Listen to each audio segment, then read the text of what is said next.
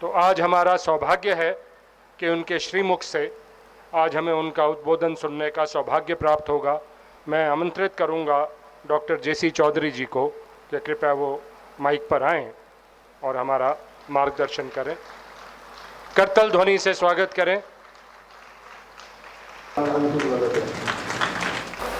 मेरे प्यारे भाई और बहनों, सबसे पहले मैं आपका तहे दिल से शुक्रिया करना चाहता हूं कि आप इतने दूर से समय निकालकर यहां आए हैं, मंदिर के अंदर मां के मंदिर में दर्शन करने आए हैं। मैं आपका ये एहसान भूल नहीं सकता कि आपने इतना कष्ट किया आए। ये मेरे पे एहसान है जो आपने यहाँ आकर मुझे सम्मानित किया। मैं देखता रहा हूँ इतने सालों में, मैं कोई रिलीजियस किताब नहीं पढ़ता हूँ, ना मेरा कोई इसमें इंटरेस्ट रहा है। मैंने एक ही चीज़ जीवन में सीखा है कि इंसानियत से बड़ी चीज़ मेरी नज़रों में दुनिया में कुछ भी नहीं है। मैं अपने पिताजी से एक बार पूछा मैं कौन हूँ, मैं चौधरी कौन होते हैं, मैं चौधरी लिखता हूँ पीछे। कहने लगा मुझे भी पता नहीं है। मैंने फिर किससे पूछूं? कहने लगा लिखते आ रहे हैं पिछले हमारे माँ बाप, तुम भी लिखते रहो। तो मैं भी लिखना शुरू कर दिया। मैंने देखा कि कुछ भी कास्ट लगा दो, फर्क क्या पड़ता है। आदमी को कपड़ा कैसा ही पहना दो, आदमी तो वही रहेगा जो है। कपड़े पहनने से उसकी पहचान नहीं बदलेगी। तो सारी जिंदगी में ये सोचता रहा कि किस तरीके से एक आदमी के काम आ सकता है, किस तरीके से किसी के आंसू पूछे जा सकते हैं, वक्त पे उसका हेल्प की जा सकती है, कैसे उसके दिल के अंदर अपने प्रति एक अच्छी भावना पैदा की जा सकती है। उसके लिए सबसे पहले देने की आदत डालो, लेने की नहीं। मैंने देना शुरू किया लाइफ में, विद्या दी, प्यार दिया, और प्यार से बड़ी चीज़ इस दुनिया में ना तो कभी बनी है ना बन सकती है। ये वो भाषा है जिसको एनिमल भी समझते हैं। हम तो समझते नहीं है, लेकिन एनिमल ज़रूर समझ जाते हैं। एनिमल भी प्यार करते हैं एक दूसरे को। तो प्यार की भाषा केवल ऐसी है जो यूनाइट कर सकती है वर्ल्ड को, इसके अलावा कोई भाषा यूनाइट नहीं कर सकती। तो मैं चाहता हूँ जितना प्यार बांटा जा सकता है जगह जगह पर बांटे और लोगों की उसमें सेवा करें। हमारे लाइफ इतनी सिंपल है जिसको हम जटिल बना देते हैं। मैं तो देखता हूँ कि इतने सारे ईडियम, इतने सारे हमारी कोटेशंस होती हैं लाइफ के अंदर, हम पढ़ते रहते हैं। Where there is a will there is a way, सस्ती करो की कहानी पढ़ते रहते हैं। तो इतनी सारी हमने कोटेशन पढ़ी हैं, लेकिन आप देखिए कि कोई भी आदमी ऐसा नहीं है जो यहाँ बैठा हो जिसने एक भी कोटेशन जीवन में पूरी तरह से अमल की हो, एक भी कोटेशन। क्योंकि एक कोटेशन अमल करने का मतलब आदमी का जीवन तर गया। वो कोटेशन जो हजारों साल पहले के आज तक गलत प्रूव नहीं कर सका कोई भी, वो बड़े ठोस तजुर्बे के साथ हमारे बुजुर्गों ने लिखी हैं, वो आज तक गलत नहीं प्रूव हुई हैं। तो हमारा जो बातें हम करते हैं उसका इम्प्लीमेंटेशन हमारा कम होता है।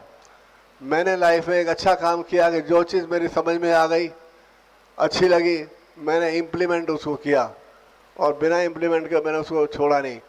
अच्छी नहीं लगी तो मैंने उसको छोड़ दिया लाइफ के अंदर। अब हम लोग सारे लोग सोचते रहते हैं कि अपने वसीयत लिखेंगे, अपनी विल लिखेंगे, आज टाइम नहीं है कल लिखेंगे। ऐसे करते करते एक दिन आदमी चला जाता है, सब खुला छोड़ के चला जाता है। इसका मतलब क्या है? इसका मतलब एक ही सिंपल है कि लेजीनेस, सुस्ती जिस आदमी के पास है वो तरक्की नहीं कर सकता। लेजीनेस कभी नहीं होनी चाहिए। जो काम जब याद आ जाए तुरंत खड़े हो जाइए, रात के 2 बजे हो 4 बजे उठ के कंप्लीट करो। मेरी वाइफ कई बार कहती है 1 बज रहा है, अब क्यों खड़े हो गए? मैंने कल का एक काम कर रहा था, डायरी में लिख रहा हूँ, भूल गया, मैं लिख रहा हूँ। सुबह नहीं आएगी, मैं सुबह क्या पता भूल जाऊँ, उठूँ ना उठूँ, आज ही पूरा करने दो।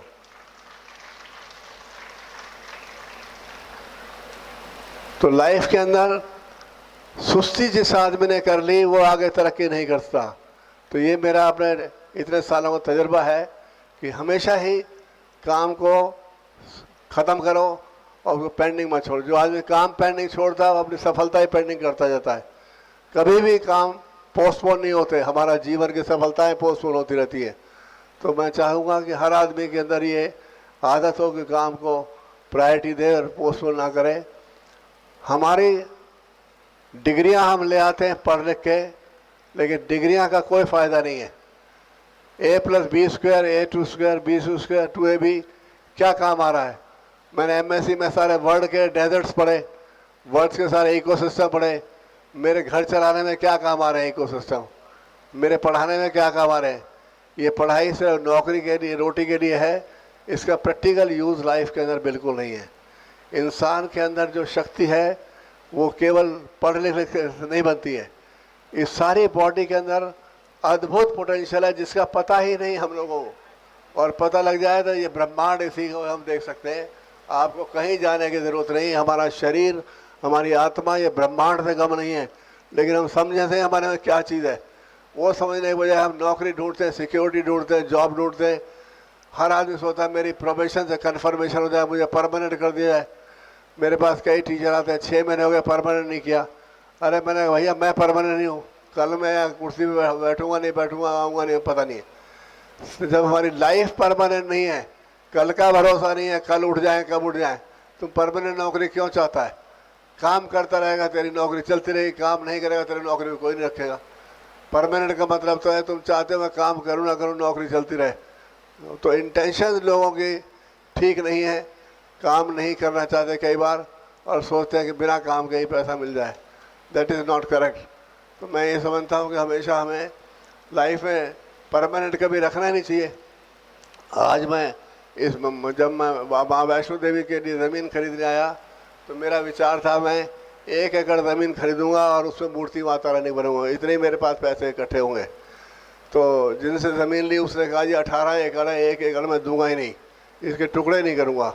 मैंने कहा 18 एकड़ में क्या करूँगा, मेरे बस की नहीं इतना एकड़ बनाना, मेरा काम भी नहीं था। फिर पता नहीं वो आदमी जो बेचने वाला था उसके चेहरे की शराफत देख के, एक नूर देख के मैंने कहा आदमी अच्छा है, चलो ले लेते हैं। मैंने हिम्मत करके 18 एकड़ ले ली। और उसके बाद जब बनाना शुरू किया, यकीन मानिए मेरे पास 2 सेंटर थे और मेरे पास पैसे भी नहीं थे। आर्किटेक्ट ने बजट बना दिया। मैंने कहा जय माता दी, शुरू कर दो, अपने आप सब काम होता जाएगा। तो मैंने काम शुरू किया। जैसे जैसे काम शुरू करता गया वैसे वैसे सेंटर खुलते गए। हर साल 5 सेंटर खुलने शुरू हो गए, फिर 10 खुलने शुरू हो गए। मतलब जैसे 6 साल लगे इस मंदिर को बनाने में। 2004 में मैंने शुरू किया, 10 में पूरा हुआ। उस 6 साल मेरे 60 सेंटर हो गए। तो मेरे को तो ये दिमाग में आ गया कि चौधरी अब तो चिंता ही मत कर यार, अब तो माता रानी की चिंता है, मंदिर पूरा कराएगी, तेरी तो है ही नहीं। अपने आप मेरा कॉलेज चलाएगी, अपने आप पैसा देगी, तो चिंता क्यों करता है? तो सही मायने वही हुआ, वही मेरा काम बिजनेस बढ़ाते गई, मैं यहाँ लगाता गया। तो मेरे पास तो कुछ था ही नहीं, हम तो खाली आता है थे, हम लोग भिखारी की तरह माँ से हमेशा मांगते रहते हैं, दे दे मेरे दे दे। तो हम क्या दे सकते हैं उसको? कुछ भी नहीं दे सकते। तो मैंने कहा मैं एक चीज़ तो दे ही सकता हूँ, हर रोज़ उठते ही दिन रात इसका शुक्रिया करूं, अपने होठों पे रखूं, हर वक्त दिन पल पल में इसको याद करूं। ये तो मैं कर सकता हूं, इसमें तो मेरा अधिकार है। तो मेरी माँ इसी से खुश हो जाएगी, और उसी से खुश हुई, मेरी भावना से, इंटेंशन से। शी वॉज वेरी हैप्पी और मुझे और ब्लेस करती गई। उन्होंने कहा दिल में इसकी खोट नहीं है, ये ठीक आदमी है, इसको दिए जाओ और ये सही काम पे पैसा लगाएगा। तो मेरे साथ तो जब भी कभी होता है, और आपको यकीन बता रहा हूँ, मैं 73 साल में जितने स्पीचेस दिए कहीं भी, अमेरिका में, लंदन में, कहीं भी, मैं आज तक कभी पढ़ के नहीं गया, ना मेरा मन किया पढ़ के जाओ, सोच के नहीं गया। मैंने कहा स्टेज पे जाऊंगा, मेरा तार उसके साथ जुड़ जाता है। अब वो जोड़ती है, क्या बोलना है वो डिसाइड करती है, मैं नहीं करता, और ऑटोमेटिकली शुरू हो जाता है। बड़ी अजीब बात है। मेरी वाइफ भी आज कर दी, क्या बोलेगा, मुझे पता नहीं है। वहाँ जाऊँगा जो माता रानी ऊपर आदेश देगी मैं वही बोलना शुरू कर दूंगा। तो ये एक अजीब कृपा है माता रानी की। और जितना भी मैंने आपको बताऊं कि जो लोग यहाँ काम करते हैं, मेरे यहाँ पर जो फोर्थ क्लास हैं, जो स्वीपर हैं, लेबर क्लास है, मैं यहाँ आता हूँ जब भी 15 दिन बाद उनको इकट्ठा करके मैं उनको लेक्चर देता हूँ और उनको समझाता हूँ कि तुम जहाँ बैठे हो करोड़ों रुपए खर्च करने के भी लोगों को ये जगह नहीं मिलती। मुफ्त में बैठे हो, माता रानी के चरणों में बैठे हो, ये बहुत पवित्र जगह बैठे हो और यहाँ तुम्हें इतना आशीर्वाद मिलेगा, तुम्हारे बच्चे सारा परिवार तर जाएगा। तुम ईमानदारी से काम करो, ये मत सोचो तुम्हें कोई देख रहा है नहीं देख रहा है, तुम्हें तकलीफ़ है तो तकलीफ़ हम दूर कर देंगे। और आप कभी भी सडनली सरप्राइज चेक करिए इस आश्रम को, कभी भी आके आपको मिट्टी का कण नहीं दिखाई देगा, इतनी सफाई होती है। खुद ब खुद लगे हुए हैं सारे, कोई नहीं कहता इनको तुम काम करो। इसकी सफाई की मेरे पास इतनी तारीफें आती हैं और जब मैं आता हूँ सब अपने काम में लगे हुए हैं, दे आर एंजॉइंग। उनको लगता है कि हम यहाँ पैसे तो ले ही रहे हैं, सेवा भी कर रहे हैं माता रानी की और उनका फल मिलेगा। तो ये एक ऐसा एटमॉस्फेयर है, क्योंकि मैंने ये सोचा था कि आज से 20 साल पहले मैंने इमेजिन किया हिंदुस्तान कैसा होगा 25 साल बाद। तो मेरे दिमाग ने सारा इमेजिन किया कि रोड के ऊपर लोग चल रहे होंगे, यंगेस्ट जनरेशन बालों को खींच रहे होंगे, परेशान होंगे, इतनी ज़्यादा दुखी होंगे, क्या करें, नींद नहीं आ रही, बड़े परेशानी का आलम है। तो ये सारी क्राउड ऐसी दिखाई दी जो बालों को खींच रही थी, हम कहाँ जाएं कहाँ जाएं। तो मैंने कहा मैं तुम्हें जगह बताऊंगा, मैंने ऐसा आश्रम बनाऊंगा जहाँ पर ग्रीनरी होगी, वाटरफॉल होंगे, फाउंटेन होंगे, माँ के भजन होंगे, वहाँ तुम्हारी सारी नेगेटिविटी एक रात रह जाना, अगले दिन फ्रेश हो गए, 6 महीने फिर काम पे चले जाना। तो वो पॉजिटिविटी यहाँ पर मैंने जैसा सोचा था माता रानी ने वैसी ही पॉजिटिविटी यहाँ क्रिएट कर दी है। मैं जब आता हूँ मंदिर के गेट के अंदर ऐसा लगता है कोई जैमर लगा हुआ है, मेरी पिछली सोच बंद हो जाती है, सिर्फ यही सोचता हूँ, आगे सोचता ही नहीं मैं। तो ये चमत्कारी काम इसमें मंदिर में बहुत हुए हैं, जिससे मुझे दृढ़ विश्वास हुआ कि इस दुनिया के अंदर अगर कोई तुम्हारी हेल्प कर सकता है तो वो माता रानी कर सकती है, सारी इच्छाएं पूरी कर सकती है। एक टीचर जिसने सबसे पहले 1972 में 2 रुपये घंटा मैंने पढ़ाना शुरू किया, 2 रुपीज़ पर आवर, जो आज 2 रुपये घंटे थे और 680 रुपये पे रिटायर हुआ 20 साल के बाद। और वो अगर $1 बिलियन में पहुंच जाता है तो ये आदमी के बस का नहीं है, ये सुपर नेचुरल पावर है जो कि तुली हुई है तुम्हें देने के लिए। अब मैं क्या कर सकता हूँ, जब वो सिगारी भैया लिए जाओ, हम कह दिए जाओ भाई, क्या करेंगे, हम भी लगाते चले जाएंगे और काम करते चले जाएंगे। तो हमारे पास तो पीछे भी रह जाएगा, तो भी बच्चों ने रखना है और मंदिर बनवाने, क्या बनवाने। मंदिर बनवाने का ऐसा मुझे शौक़ नहीं था, लेकिन मुझे ऐसी जगह का शौक़ था कि जहाँ पर लोगों को अम्यूज़मेंट हो, लोगों को खुशी मिले, लोगों को सुकून मिले, चाहे वो मंदिर के फॉर्म में हो, किसी फॉर्म में हो। दे शुड फील कि हमारा आने का पर्पस सर हो गया, हमें शांति मिली है। मन की शांति से बड़ी इस दुनिया में कोई चीज़ नहीं है। कोई भी काम जो मुझे डिस्टर्ब करता है मेरी शांति को, मैं काम नहीं करता, किसी कीमत पे नहीं करता, क्योंकि मेरे लगता था कि नींद करना, शांति से आना, इससे बड़ा बलिदान वरदान कोई भी नहीं है। तो जो आदमी पैसे कमा रहा है, सो नहीं पा रहा है, उसके पैसों का कोई फ़ायदा नहीं है। तो तभी है जब आप ठीक काम करते हैं, सही काम करते हैं, गलत काम नहीं करते, तभी आपको डर नहीं होता, तभी आप नींद भी आराम की कर सकते हैं। तो ये मैं सोचता हूँ कि जो यहाँ पर मंदिर बन रहा है, आगे 4 धाम बन रहा है, 4 धाम की कहानी भी आपको बताता हूँ। मैं यहाँ जब आता था, मेरे देखता था माता रानी बैठी है, वहाँ खड़ा होकर मैं देखता था, तो कई बार मुझे इनका चेहरा बड़ा उदास दिखाई देता था। अब मेरी आंखें उसको उदास चेहरे को देखती हैं, मुझे सोचता क्या बात है।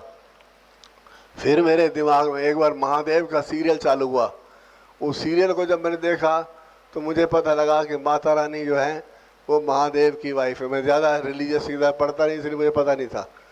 तो मुझे लगा कि अकेली बैठी हैं बिना महादेव के, कैसे इनको आनंद आएगा।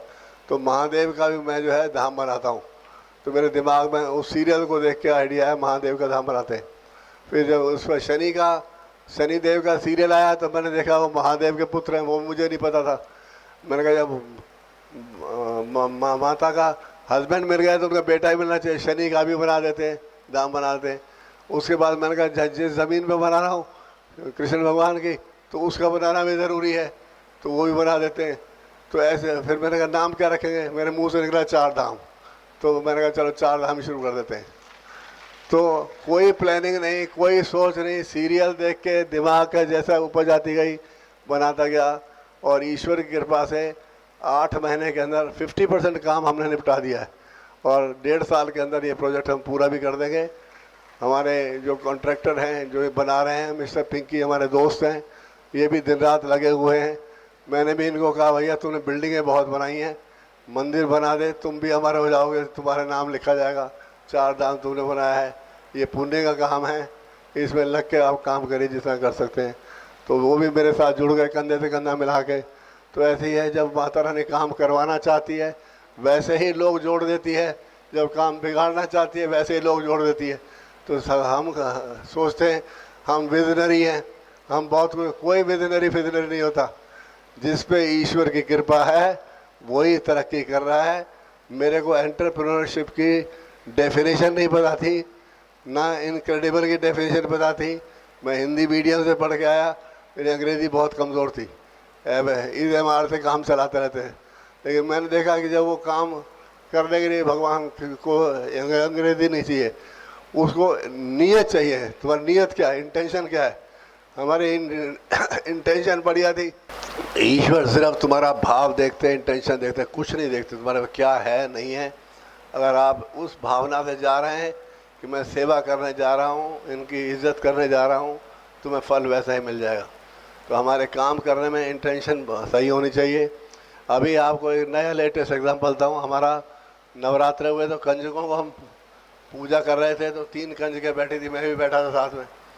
तो एक के पास लाल रंग के कपड़े थे, एक सफ़ेद रंग के थे, एक काले रंग के थे। तो तीनों को हम खाना खिला रहे थे, तो मेरे मुंह से अचानक निकला कि ये लक्ष्मी है, ये सरस्वती है, ये काली है। तो इन तीनों को झुकी झोंपड़ियों में रहती थी। मैंने मैनेजर को बुलाया, इन तीनों के माँ बाप को बुलाओ, इनको पब्लिक स्कूल में दाखिल कराओ, मेरी जिम्मेवारी इनको डॉक्टर बनाने तक की मेरी है, इनके नाम भी चेंज कर दो। मैंने तीनों बच्चों का नाम बदल दिए, एक को लक्ष्मी, एक को सरस्वती और एक को काली। उनकी डेट ऑफ बर्थ नहीं थी, वो मैंने न्यूमरोलॉजी से कैलकुलेट करके डेट ऑफ बर्थ अच्छी मैंने रख दी। उनके पेरेंट्स को मैंने कोई दिक्कत है इस डेट ऑफ बर्थ में, सर्टिफिकेट बनवा के स्कूल में दाखिल करा दिया। और वो अच्छे से बस यहाँ से बस में जाती हैं और स्कूल में पढ़ना शुरू कर दिया। टीचर कहने लगी है 7-8 साल की हो गई नर्सरी क्लास में, इनका बड़ा एज बड़ी है, इनको ट्यूशन लगवा दो। हमने ट्यूशन भी लगा दी, वो ट्यूशन की टीचर आती है, पढ़ा जाती है। मतलब 3 बच्चे, कोई मैं सोच के नहीं गया था ये 3 बच्चे मुझे मिलेंगे। मेरा कहने का मतलब जब कभी अच्छा काम करने का ज़िंदगी में मौका मिल जाए, तुरंत उसी वक्त कर दीजिए, कल की इंतज़ार मत करना, क्योंकि कल कभी नहीं आएगा। और ये लम्हे ऐसे होते हैं जो ईश्वर हमें देता है कि भाई तेरे मौका दे रहा हूँ, तू कैच कर ले।